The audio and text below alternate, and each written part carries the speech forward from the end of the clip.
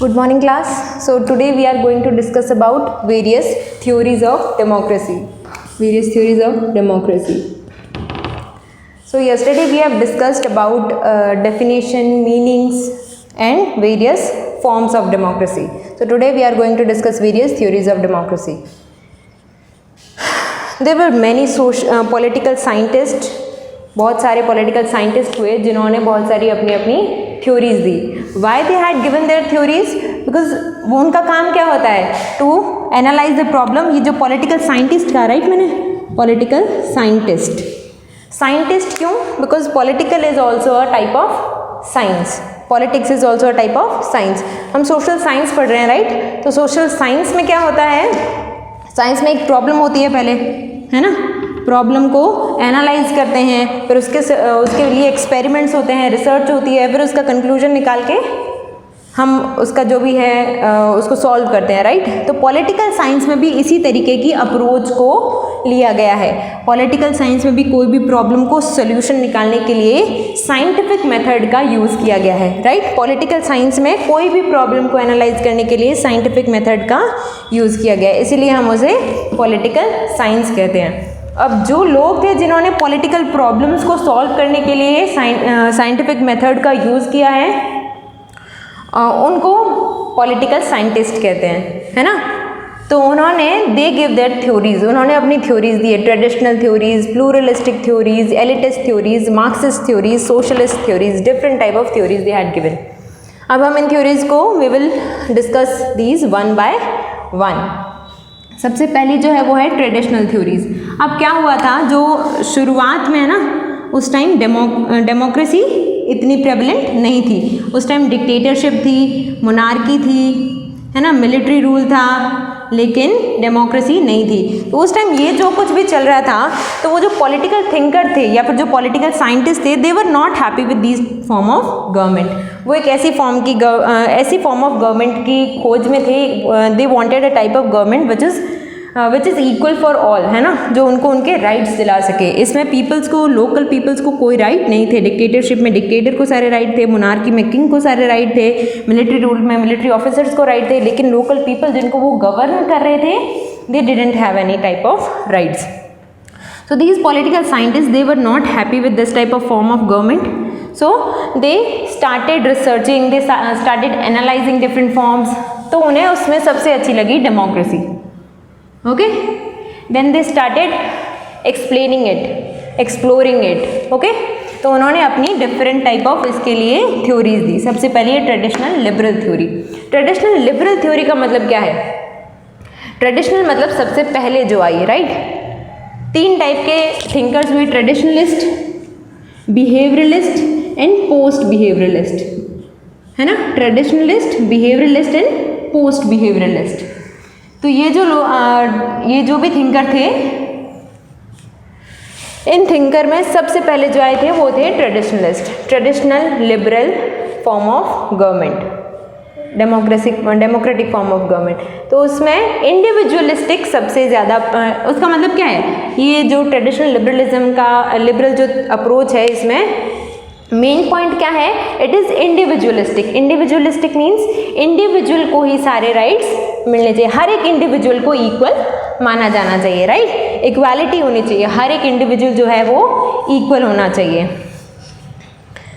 तो ये जो क्या है, वो इंटेलिजेंट क्रीचर, जो लोग हैं, है ना, जो पीपल्स हैं, ये थिंकर क्या मानते थे? What they thought that people is a intelligent creature. जो लोग हैं वो इंटेलिजेंट क्रीचर हैं, है ना? तो वो अपने लिए लॉ खुद बना सकते हैं, है ना? They can govern their self. वो अपने आप के लिए लॉ खुद बना सकते हैं. तो खुद बना सकते हैं क्या मतलब? वो खुद जाकर लॉ नहीं बनाएंगे, but they will choose their representative.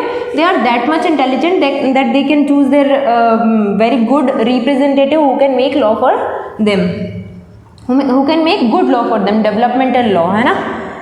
वो ऐसे अपने एक रिप्रेजेंटेटिव चुन सकते हैं जो उनके लिए अच्छे लॉज बनाएं, उनके डेवलपमेंट के लिए काम करें. People is a intelligent, people are intelligent creature. वो अपने लॉज खुद बनाने के लिए सक्षम है ना.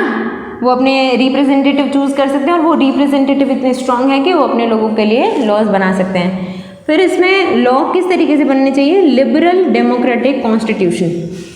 लिबरल का मतलब क्या है, लिबरल का मतलब है इंडिविजुअल फ्रीडम,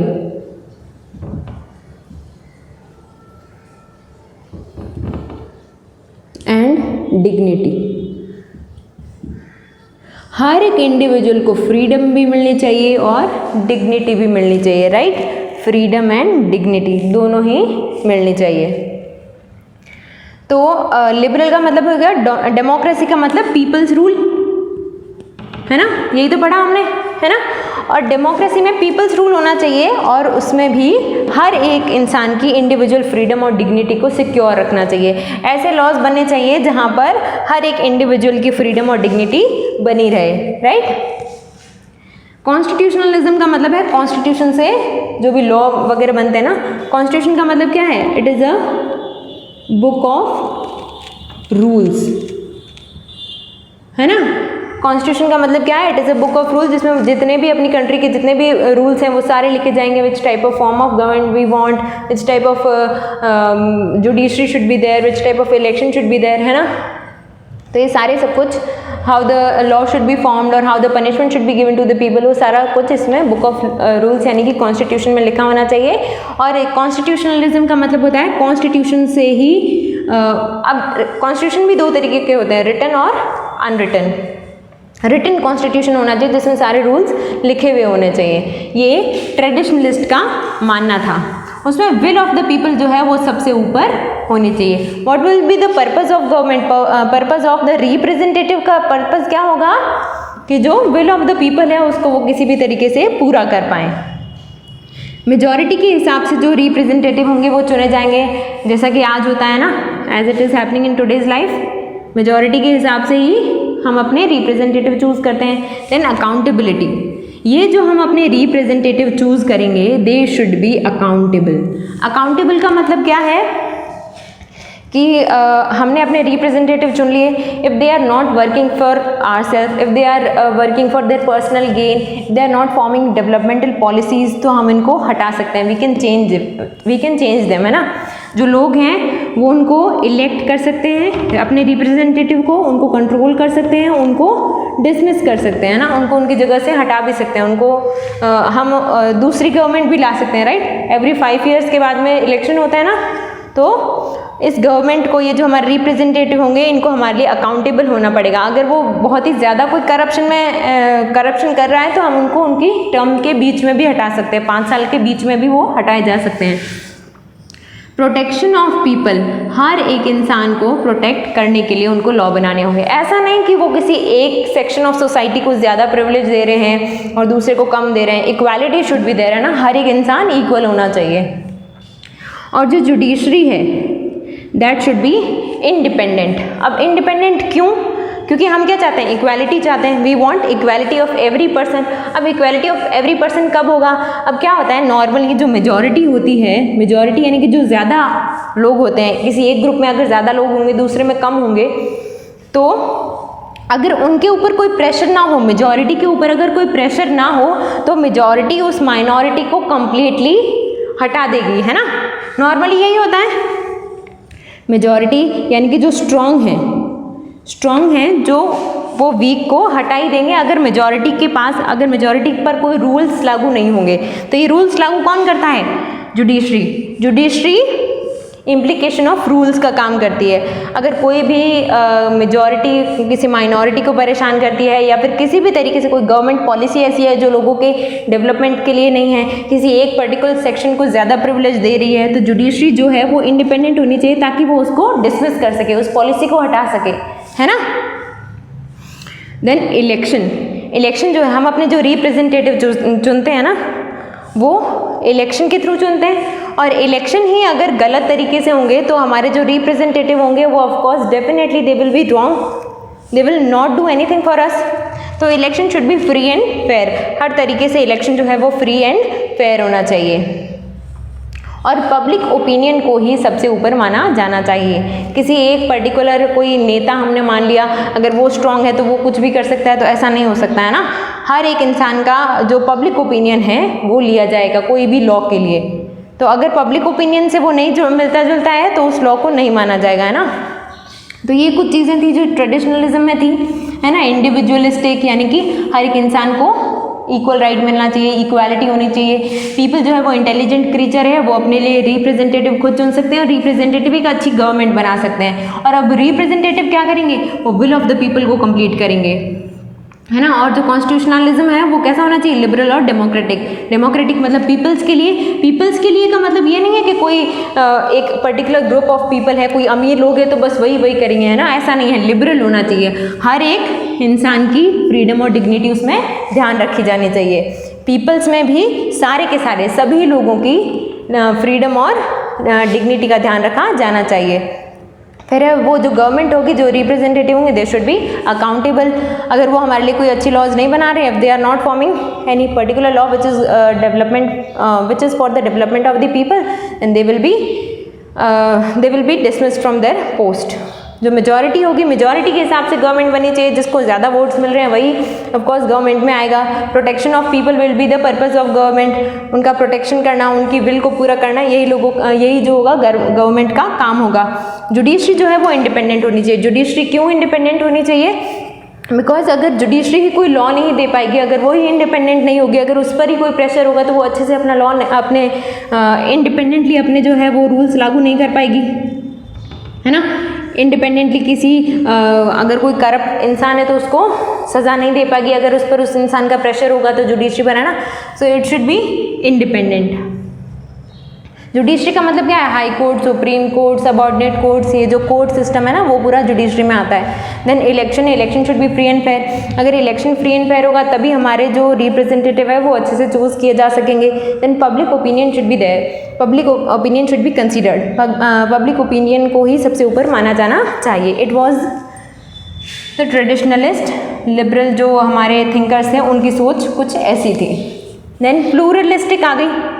फिर प्लूरलिस्टिक का मतलब क्या है, ऐसा नहीं है कि प्लूरलिस्टिक आ गई तो ट्रेडिशनलिस्टिक बिल्कुल ही खत्म हो गई, ये भी चल रही थी, साथ साथ में ये भी आती गई, है ना।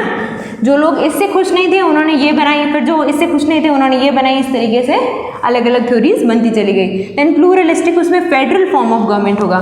प्लूरलिस्टिक बहुत सारे ग्रुप ऑफ पीपल्स भी इसमें। प्लूरलिस्टिक का प्लूरल का मतलब जानते हो ना, दो से ज़्यादा, है ना। तो उसमें फेडरल फॉर्म का मतलब कि सेंट्रल जो लेवल होगा वहाँ पर अलग गवर्नमेंट होगी, स्टेट लेवल पर अलग गवर्नमेंट होगी, फिर नीचे थर्ड टियर में और अलग अलग, जैसे हमारे यहाँ ग्राम सभा पंचायत वगैरह होती है ना, देन म्यूनसिपैलिटीज़ होती हैं, उसी तरीके से फेडरल फॉर्म ऑफ गवर्नमेंट ये चाहते थे। डिफरेंट ग्रुप्स जो हैं वो हर एक लेवल पर काम करेंगे। देन एलिटिस्ट में क्या होता है, तो जो एलीट क्लान होगी ना, एलीट क्लान का मतलब क्या है, जो अमीर लोग होंगे, अपर क्लास, है ना, जो अपर क्लास होगी वो ही अपने लॉ बना सकती है और सबको वो लॉ मानने पड़ेंगे, है ना।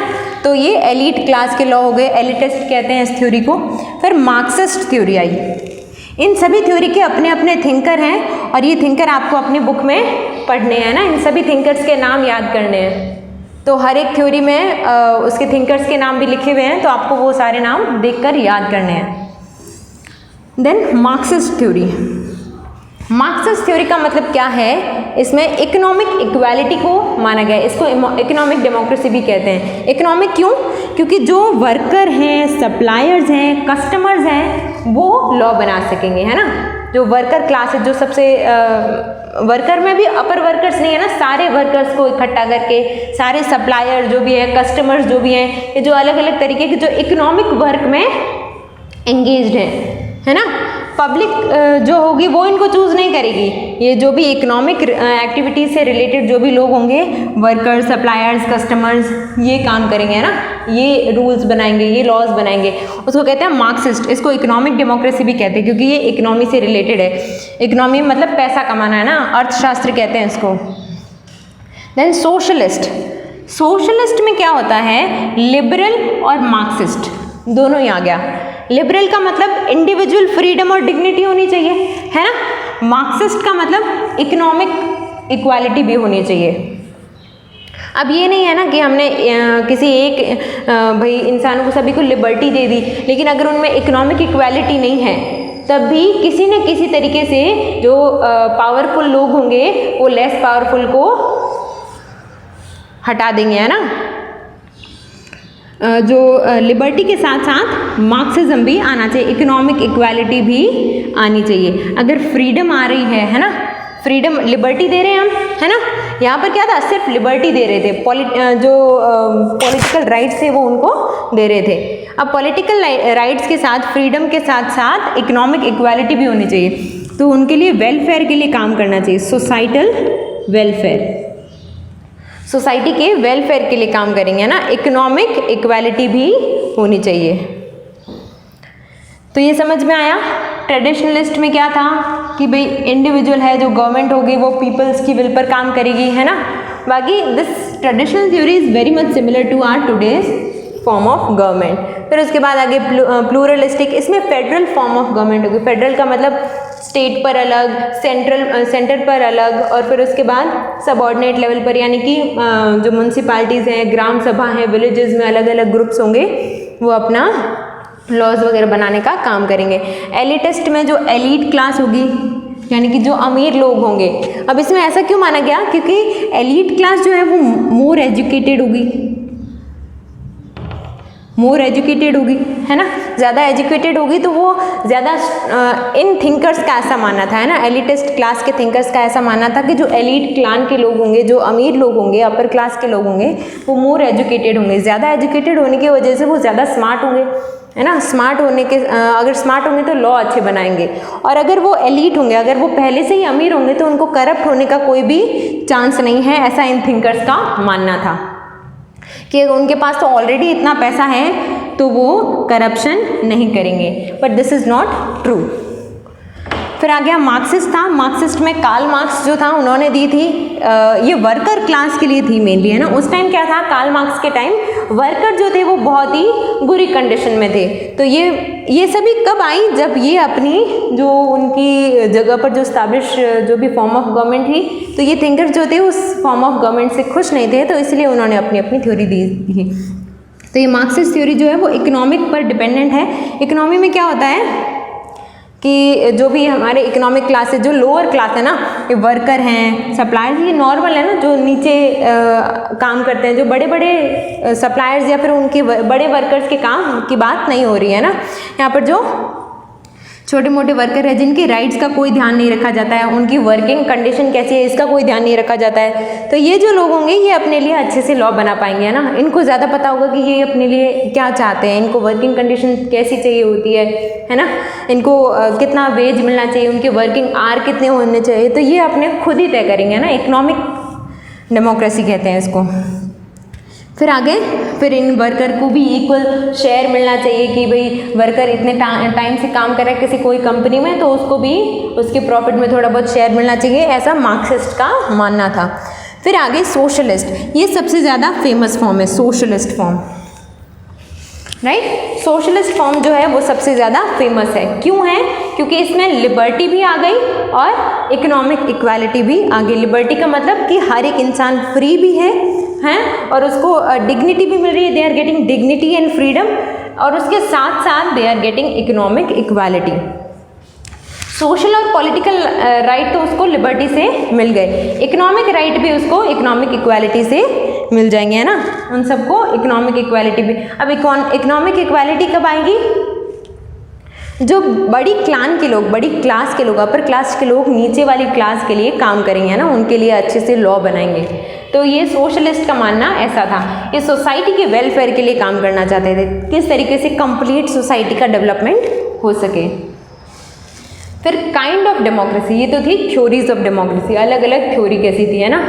प्लूरलिस्टिक में बहुत सारी गवर्नमेंट होगी, ऐसा नहीं कि भाई एक सेंट्रल गवर्नमेंट है वो ही सभी जगह काम कर रही है ना। हर एक जगह पर, हर एक लेवल पर अलग अलग गवर्नमेंट होगी। देन एलिटिस्ट हो गया, है ना, तो ये समझ में आ गई सारी। अब इसके बाद हम पढ़ेंगे काइंड ऑफ डेमोक्रेसी। डेमोक्रेसी किस किस तरह की होती है, direct democracy and indirect democracy. Direct का मतलब क्या है, अभी हमारी कंट्री में इनडायरेक्ट डेमोक्रेसी है। डायरेक्ट डेमोक्रेसी का मतलब होता है कि जो लोग हैं, है ना। वो लोग खुद ही इकट्ठा हो रहे हैं सारे और वो ही अपने लिए लॉ बना रहे हैं। वो बैठकर एक जगह पर कोई एक पर्टिकुलर जगह वो फिक्स कर देते हैं, दे फिक्स देयर प्लेस, है ना। फिर वहाँ पर जाकर वो अपनी जो भी पॉलिसीज़ वगैरह होती हैं उनको डिस्कस करते हैं। They discuss about problems, they discuss about their solution and then take consultation of every person, है ना। वहाँ पर हर एक इंसान की कंसल्टेशन ली जाती है। तो उसमें कोई पर्टिकुलर एक ऐसा लीडर नहीं होता है ना, वहाँ पर सारे के सारे इक्वल होते हैं। जैसे हम अपने रिप्रेजेंटेटिव चुनते हैं ना, वो कहीं संसद में, पार्लियामेंट में बैठते हैं, वहाँ पर हमारे लिए लॉ बनाते हैं। लेकिन डायरेक्ट डेमोक्रेसी में क्या होता है, किसी एक ही जगह पर बैठकर, कोई जैसे गांव में कोई जगह हो गई है ना, कोई गांव के लोग हैं, तो समझ लो 500 लोग हैं गांव के रहने वाले, तो वो 500 के 500 लोग एक जगह इकट्ठे हो जाएंगे और वो सभी लोग मिलकर कोई पॉलिसी, कोई भी लॉ को अच्छे से डिस्कस करेंगे, फिर उस पर अपने कोई भी प्रॉब्लम को डिस्कस करके उस पर अपने लॉज बनाएंगे। अब इनडायरेक्ट में क्या होता है, इलेक्शंस होते हैं, इलेक्शन होते हैं, फिर हम अपने रिप्रेजेंटेटिव को चूज़ करते हैं, वो रिप्रेजेंटेटिव लोगों के लिए लॉज बनाते हैं, है ना। इनडायरेक्ट में ऐसा होता है जैसा हमारी कंट्री में होता है ना। डायरेक्ट डेमोक्रेसी जो है ये सिर्फ अंडर पॉपुलेटेड एरियाज़ के लिए है। अंडर पॉपुलेटेड का मतलब जहाँ पर बहुत ही कम पॉपुलेशन होती है। It is only valid for those areas. In highly densely populated area like our country we are not able to conduct this type of direct elections, direct democracy, right. Direct democracy को हम वहाँ पर अपनी India में conduct नहीं कर सकते because it is a very largely populated area. अगर जैसे हमारे 102 करोड़ लोग हैं, है ना, अगर डायरेक्ट डेमोक्रेसी होगी तो क्या होगा, सभी को वहाँ पर किसी एक जगह इकट्ठा होना पड़ेगा, तो इतनी तो हमारे पास कैपेसिटी नहीं है। Then what we do, we elect our representative. Indirect election happens, है ना। इलेक्शन होते हैं, सॉरी इनडायरेक्ट इलेक्शन नहीं, indirect form of government, form of democracy is there. तो उसमें हम अपने रिप्रेजेंटेटिव को इलेक्ट करते हैं, वो रिप्रेजेंटेटिव पार्लियामेंट में इकट्ठा होते हैं और एवरी 10 लाख पीपल्स के लिए एक रिप्रेजेंटेटिव होता है ना। It is just an measurement, ऐसा कोई फिक्स नहीं है।